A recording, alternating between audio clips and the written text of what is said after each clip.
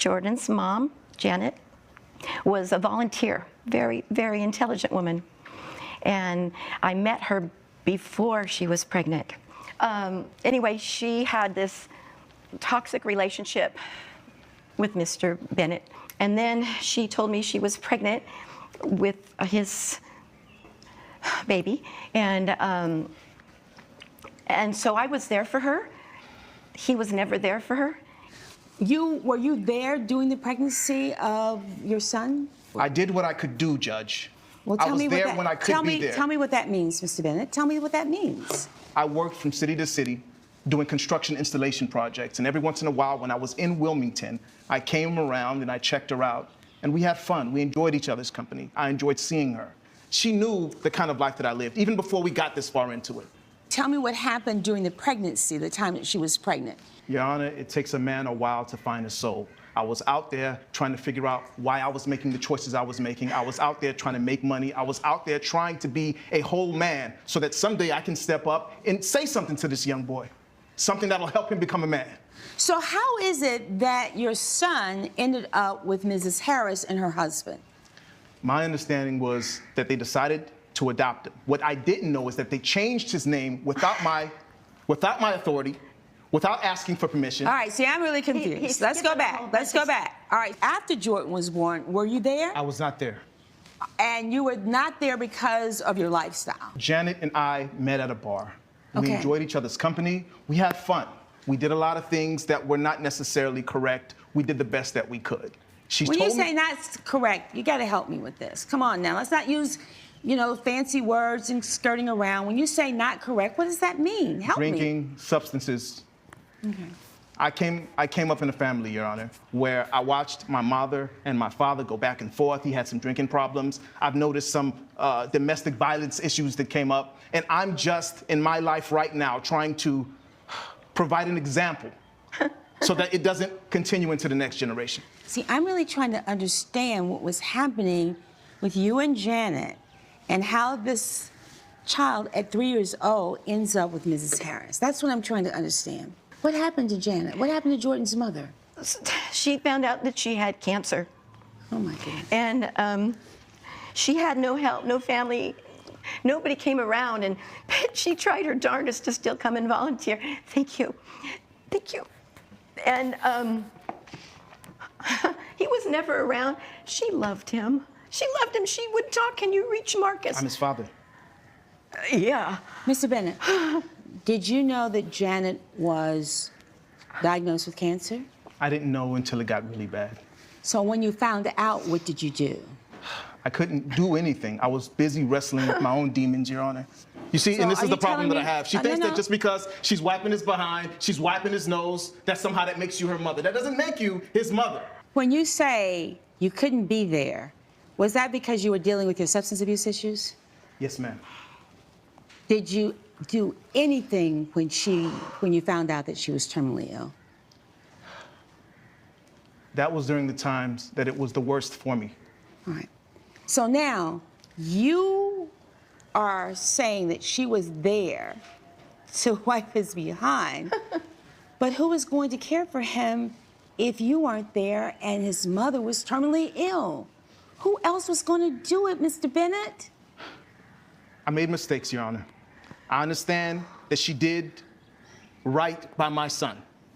I did. But that doesn't give her the excuse that she can change his name and that now that I'm here, she can what, stop me from seeing my own son? All right, wait a minute. And then pops up out of nowhere and he's like, yes, I was just out there finding myself and now that I found myself, it's time for me to step up and be the dad. I'm like, dude, this is not eat, pray, love. Child abandonment is not self-discovery. This is not the way you are supposed to figure out yourself. You don't go and define yourself by abandoning your child. You don't ghost a kid and then call it a spiritual journey. Meanwhile, the adoptive mother steps in while his biological mother is terminally ill and does everything for him. Feeds him, raises him, shows up, handles our school, and handles his whole life. But now the father is like, just because you took care of him and does not mean that you are the mother. And I'm like, dude, that is literally what motherhood means. You don't get to skip out the hard part and then argue about the title of who is who.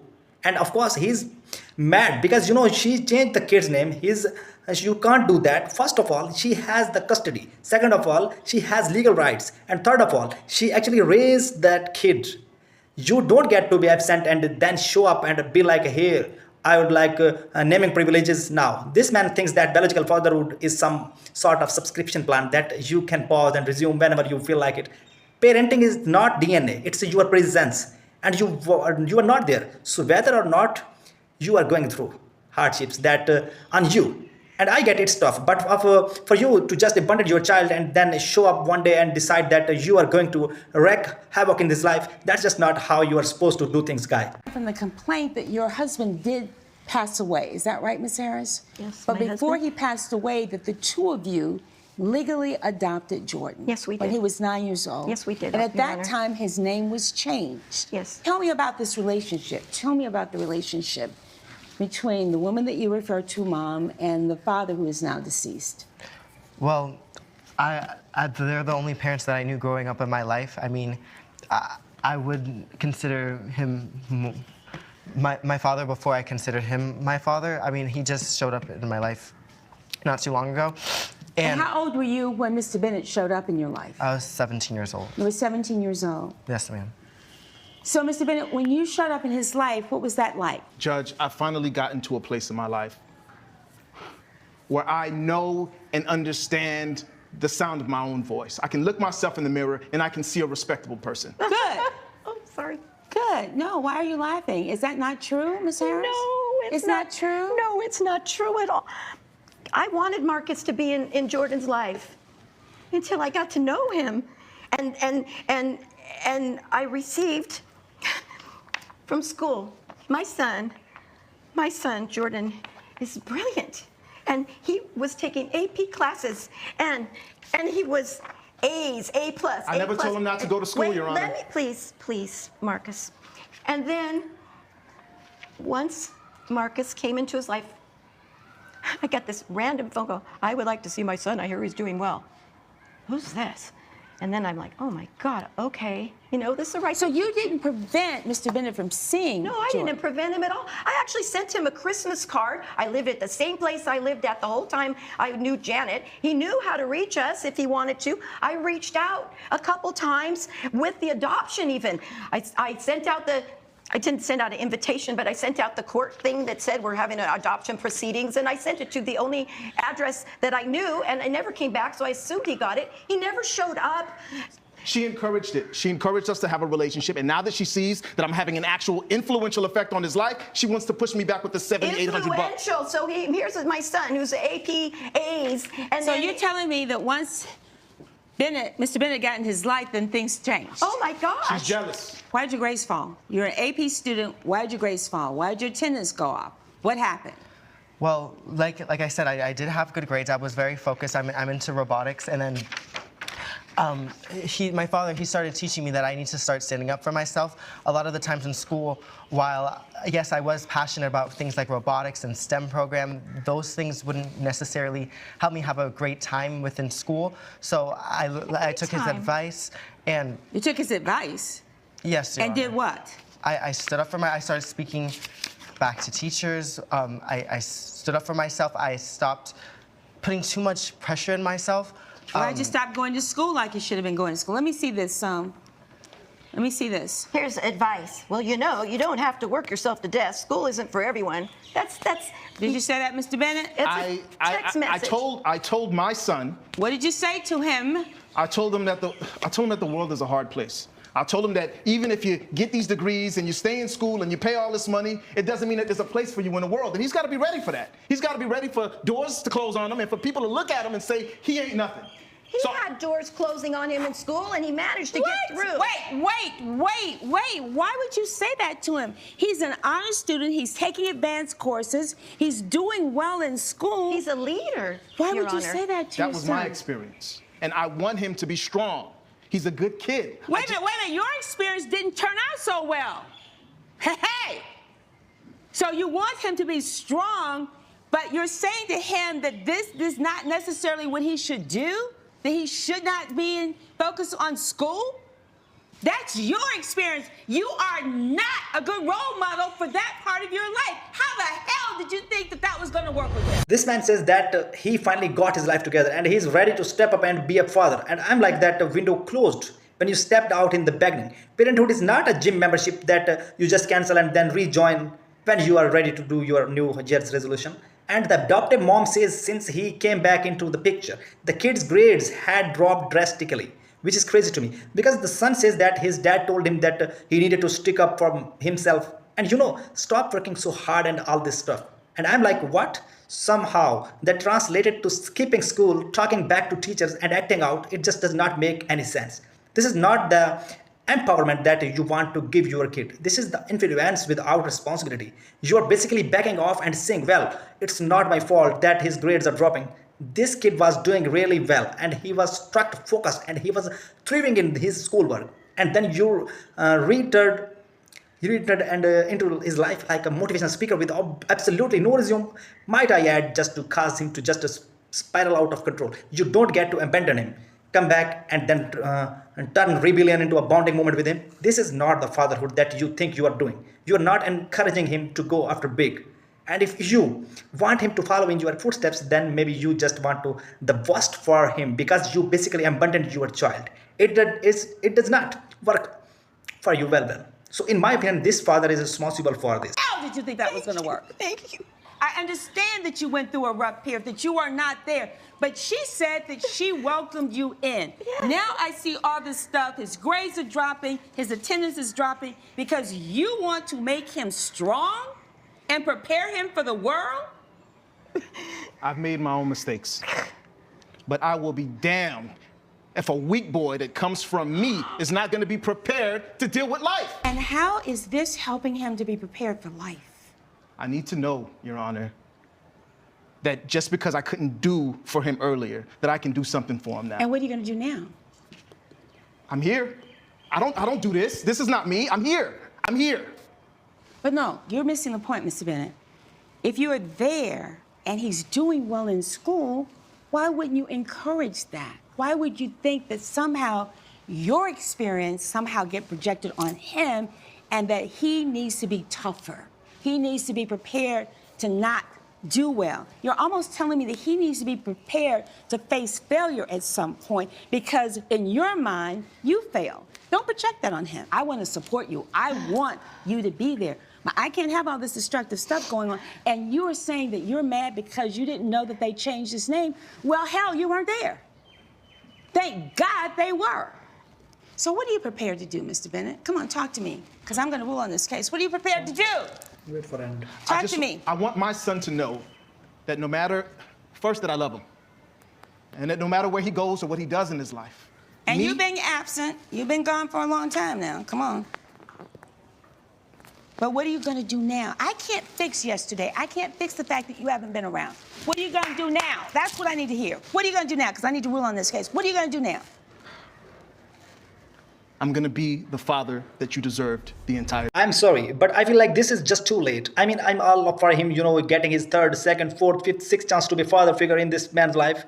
Because we all need father figures. But if you are going to say things like, well, he needs to be a tough, I need him to live in this world because of my experience. My lived experience has been tough and I went throughout a lot. So I'm projecting it on my son. That's not always the best case scenario. If you're going to push this victim mentality onto your son, when in reality he's thriving and going after things, going after innovations, doing well in school, and then suddenly just because, your experience was different, so therefore you have to teach him differently.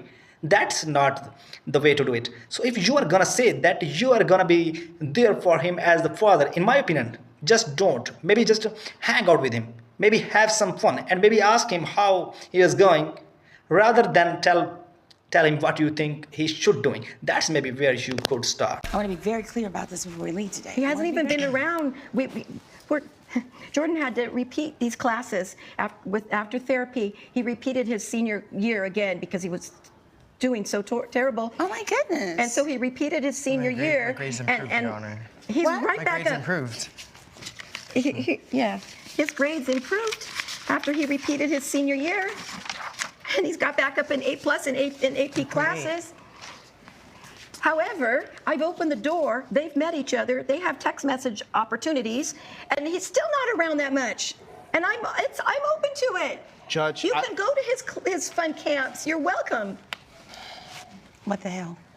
I will rally my resources and my presence to make sure that this young man has everything he needs. If that means taking jobs that I don't want to take, if that means sticking around in an environment that isn't necessarily good or fun for me, I'll do that because he deserves that. I'll be here. His biological mother took tons of jobs she didn't want to take, and she was very sick. I don't care. I don't care if you have to take 5 jobs. I don't care. You're going to do what you need to do to be ever present. Let me say something positive. I applaud the fact that you've shown back up, but I do not like what has happened since you've shown back up. So I need you to get your act together. Do I think you have this money to pay for therapy? No, you do not. But I do expect that you are going to be there, not just financially, but emotionally, and that you are going to do positive things in this man's life. Are we clear? Yes, Judge. Are we really clear? Yes, Judge. Like crystal clear. All right, now what do you have to say to Ms. Harris before we leave? No matter what, I will always be the guy I am. I will work to be as cooperative and understanding and available as I possibly can. And thank you, if I haven't said it before, for everything that you did for him. That I is know it about wasn't it. easy. That's You're about right. as sincere as this table. Oh, thank you for all you've done. Man, you owe her so much. But you know, it's not think? about words today, it's about what you do. And that's why I'm holding this in suspension for 12 months, because I want to know what's going to happen. Do you understand? So, you all are going to leave here. I don't want them to talk about what they think about the case. But they need to have a better relationship, and I expect you to be in this, your son's life. Are we very clear? Yes, ma'am. You dodged a bullet in here today. I expect you to use these resources for the benefit of your son. Are you clear? Yes, ma'am. Nothing further. We'll stand adjourned. All rise.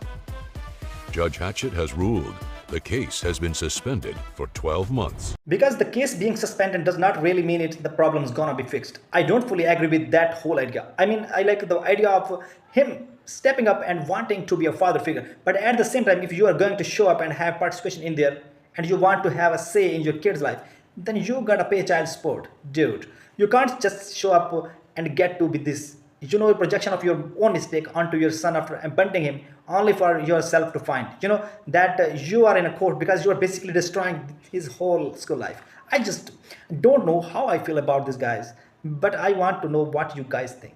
Do you agree with the judge's, role in how she is going to postpone this for 12 months to see how things go? Do we think it's okay to give this man another chance after he's already been given a second chance? What do you guys think about this? I want to say that there's a hope and I want to believe it, but at the end of the day, if you are not going to step up and be there and be kind of more open to listen rather than to come in and start demanding things, you are not really in the right place for fatherhood. When you are being absent this whole time. So that's just my take, guys. I want to know what you think. Let me know in the comments below.